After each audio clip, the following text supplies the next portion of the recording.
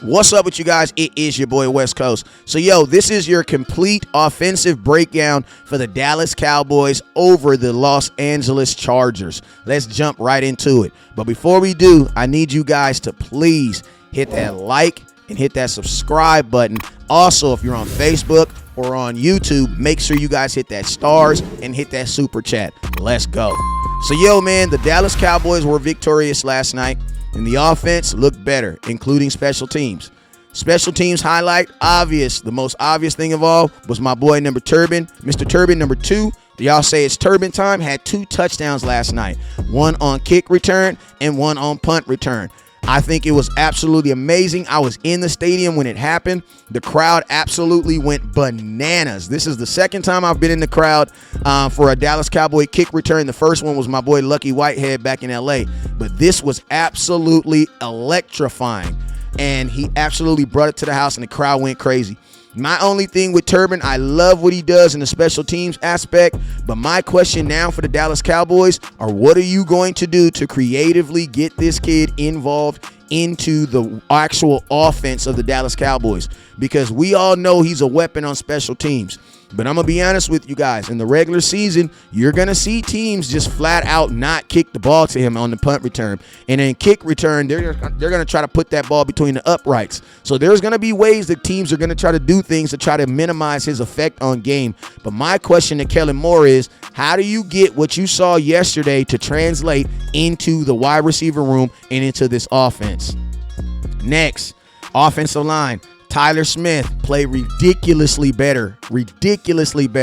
He looked phenomenal yesterday in the run blocking yesterday. He looked so good that he had your backup center, Forniak, looking halfway decent yesterday on the combo blocks. So salute to Tyler Smith, looked real strong. The Dallas Cowboys actually ran both touchdowns off his butt yesterday. 73 was the main blocker on the punch on the goal line for those touchdowns.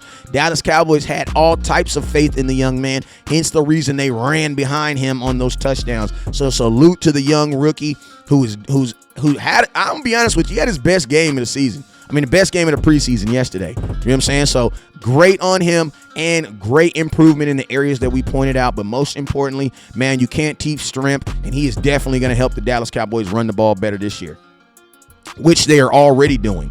Talking about running the damn ball. Rico Dow. I'm going to be honest with you guys. I believe Rico Dow is on his way to solidifying himself as the backup running back for the Dallas Cowboys. Last night, 13 carries, 44 attempts. And he had 1 touchdown, averaged 3.4 yards attempt per carry. You know what I'm saying? The young man was flat out balling last night. Salute to him. But I'm going to tell you, Malik Davis, 8 carries, 37 yards. He also had a touchdown. He ain't going no way. And then the rookie Sampkin did his thing again with 8 carries for 20 yards. Now, I'm going to tell you guys something that's amazing about these running backs. Listen to these 3 numbers. 15, 9, 8. What is that? Those are the biggest runs from each running back. Rico Dow had a 15-yard run. Freaking Malik Davis had a 9-yard run. And Sampkin had an 8-yard run. And think about this. This was with your second-string backup offensive line, bro. The Dallas Cowboys can run the damn ball. And it doesn't matter what running back is out there. They can run the damn ball. And I want to see them do that in 2022. Now, I'm going to tell you guys, not only did they run the damn ball, but they really ran the damn ball. They actually ran the ball. They actually ran the ball more than they threw the ball. The Cowboys ran the ball 33 times yesterday. 33 times. Only completed 11 passes. They only attempted 18 passes, y'all. And they only completed 11. Think about this. The Dallas Cowboys scored 30 points in a game when only completing 11 pass attempts. That is amazing. Tight ends. Tight ends look good. Best tight end last night was your rookie, Ferguson. He had 2 catches last night for 29 yards and had a big catch of 24 yards. Salute to him on those 2 broken tackles. Looked like a game changer to me. Your best wide receiver was B. Smith, who had 2 catches for 51 yards. I'm going to tell you guys this, B. Smith is coming on strong. Why? Because remember last week he had a catch of 40 yards. He had a 40-yard catch last week, right? This week has a 32-yard catch. B. Smith, outside receiver, playing well, showing that he's a guy worth keeping around.